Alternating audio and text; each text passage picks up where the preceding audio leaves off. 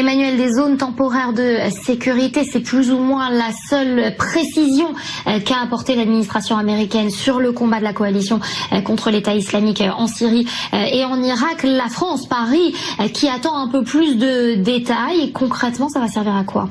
Il n'y a pas que la France, il n'y a pas que Paris qui attend plus de détails, puisque Donald Trump avait beaucoup promis pendant sa campagne de complètement éradiquer l'État islamique. Et pour l'instant, on attend toujours de voir des mesures concrètes sur le terrain.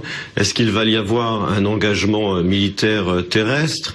Quelle va être la stratégie des États-Unis vis-à-vis de la Russie, qui reste un acteur majeur dans la guerre contre l'État islamique, en particulier en Syrie? Pour l'instant, il y a encore, quand même, il faut bien le dire, un grand flou. Et puis je vous rappelle que, autre élément important, au niveau des hauts fonctionnaires américains dans la fonction publique et au département d'État et au Pentagone, Donald Trump, pour l'instant, n'a pas remplacé les hauts fonctionnaires. Il a remplacé, bien entendu, le top de l'administration, mais au niveau des fonctionnaires qui étaient sous Obama, ils sont toujours là.